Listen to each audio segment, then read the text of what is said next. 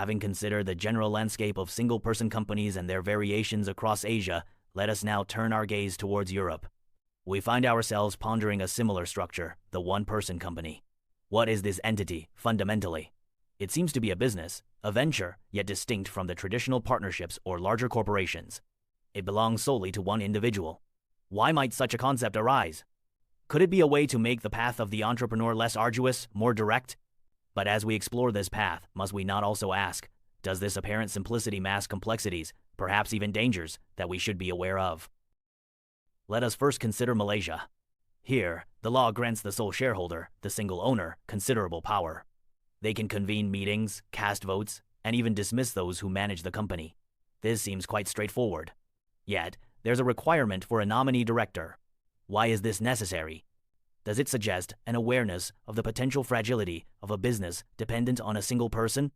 If the owner is no longer able to act, this nominee steps in. But what if the nominee refuses? And what of the process itself? It mirrors the formation of a larger company, suggesting complexity remains. Furthermore, there's no standard blueprint for these OPCs, nor clear rules about how much they can borrow. Does this lack of clarity pose a risk to the very individuals these laws aim to empower? Now, let us journey to Europe. We hear whispers of a challenge, different countries, different rules for these single-person ventures.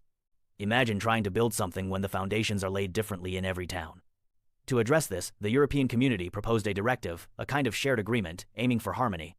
Their stated goals were noble: to make it easier for small businesses to start, to protect others dealing with them, to ensure the business can continue if the owner is gone, and to encourage people to work for themselves. A worthy aim, wouldn't you agree? Let us examine how some prominent nations have responded to this call for unity. Germany, it seems, has long been familiar with this idea, though formalizing it was a later step.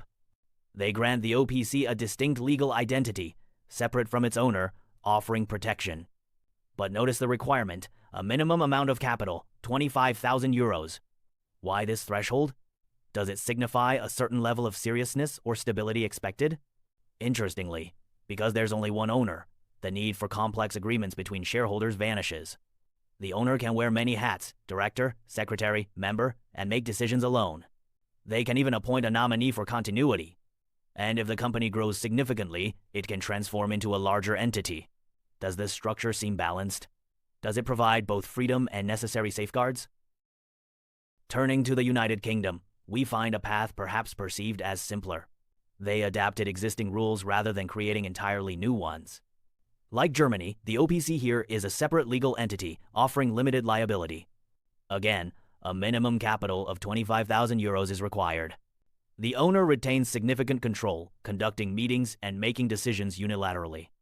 Interestingly, the need for a nominee shareholder, which we saw in Malaysia, seems less critical here, perhaps because the concept of nominee shareholders was already understood. Can we say this approach is inherently better? Or merely different? Both nations allow for conversion if the company grows, suggesting a path for evolution. What does this tell us about the nature of these entities? France presents another perspective. There's no limit on how many such companies one person can own, which raises a question. Does this encourage diversification or perhaps overextension? Both individuals and other companies can be the sole owner. While the law doesn't explicitly state a minimum capital, practice suggests following the rules for regular private companies. An interesting twist: the OPC procedure requires endorsement from other companies. Why this requirement? Does it add a layer of validation or oversight? Furthermore, if the OPC becomes too large, it automatically transforms. Does this automatic change offer flexibility, or could it be disruptive? And the nominee director serves for succession. It seems France offers flexibility, but perhaps with inherent risks. In Italy, the emergence of OPCs was partly driven by a desire to support smaller businesses. The core idea is similar: a separate legal entity shielding the owner's personal assets. However, the minimum capital requirement is strikingly low, just 1,000 euros. Does this lower barrier make it more accessible to aspiring entrepreneurs? The owner holds significant power, making decisions simply by writing them down. Yet, like Malaysia, Italy requires a nominee director. Why this recurring theme of needing a stand-in? Does it reflect a universal concern about the vulnerability of sole ownership? The law also allows the government registrar to convert the OPC if it grows too large. Does this external trigger differ from the automatic conversion in France?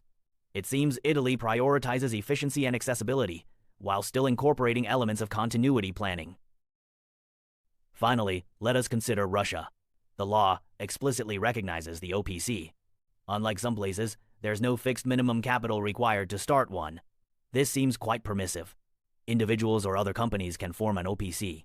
The owner can make decisions and pass resolutions, but they must notify the authorities. Interestingly, the Russian law is silent on the matter of appointing a nominee director.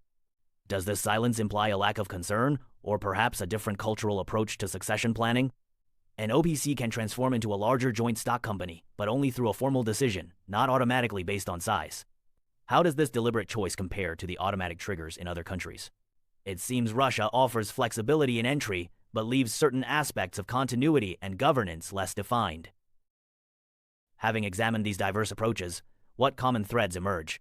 It seems the central idea, a single owner holding significant control, is widely accepted. The concept of the company as a distinct legal entity offering protection from personal liability also resonates across borders. Many systems, like Malaysia and Italy, incorporate the idea of a nominee to handle matters if the owner is absent. This suggests a recognition of the potential vulnerability of sole ownership. However, the details differ greatly. The amount of capital required varies dramatically, from a modest sum in Italy to a substantial sum in Germany and the UK. And the path for growth, whether through automatic conversion or deliberate decision, also differs. What do these differences tell us about the underlying values and priorities of each nation? Beyond the commonalities, the differences are stark. Who is permitted to form such a company? In some places, only individuals, while in others, established companies can also be sole owners. This distinction might affect the types of ventures that utilize OPCs. The variation in minimum capital requirements is particularly noteworthy. Why such a wide range? Does it reflect the economic context, the perceived risk, or simply historical precedent? The role of the nominee director also shows inconsistency. Some countries mandate it, others don't, and some provide specific rules for its appointment. The mechanism for transforming a small OPC into a larger entity further highlights these divergences. And the crucial question of borrowing capacity often leaves room for interpretation, depending on the company's own rules. Does this lack of uniformity hinder the very purpose of facilitating these businesses? Let us linger for a moment on the matter of capital. The table before us reveals a striking contrast. Italy demands a mere 1,000 euros, while Germany and the UK require nearly 30,000. What does this disparity signify? Does it suggest that the perceived value or risk associated with a single-person company differs greatly between these nations? Does a high capital requirement act as a barrier, preventing those with fewer resources from taking this path? Conversely, does a low requirement potentially invite instability or insufficient investment?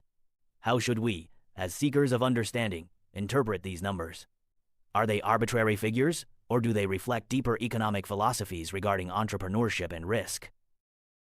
So, we have explored the landscape of OPCs across several lands. What can we conclude? On one hand, the advantages seem clear: a streamlined path compared to larger structures, the shield of limited liability, a formal structure for the business. These seem beneficial for the individual entrepreneur. Yet, Shadowslinger, the potential burden of high capital requirements, the vulnerability of the business should the sole owner pass away without a clear successor, the possibility of owning multiple OPCs, and the lack of clear rules in some areas regarding borrowing or internal governance. Are these disadvantages inherent flaws, or are they simply features that require careful consideration and perhaps adaptation by the entrepreneur? How do we weigh these benefits against the potential drawbacks? Our exploration reveals a world of variation in how these single-person companies are conceived and regulated. The underlying aim, it seems, is often to foster economic activity by empowering individuals. The OPC offers a tempting path, promising efficiency and protection. Yet, challenges remain, ensuring the business endures, providing clarity on rules, and balancing simplicity with robustness. Perhaps the journey of these OPCs is far from over. As laws continue to evolve, may they strive to offer a clearer, more supportive path for those who dare to venture forth alone? The hope is that this structure might indeed unleash entrepreneurial spirit, contributing not just to individual success, but to the prosperity of the whole.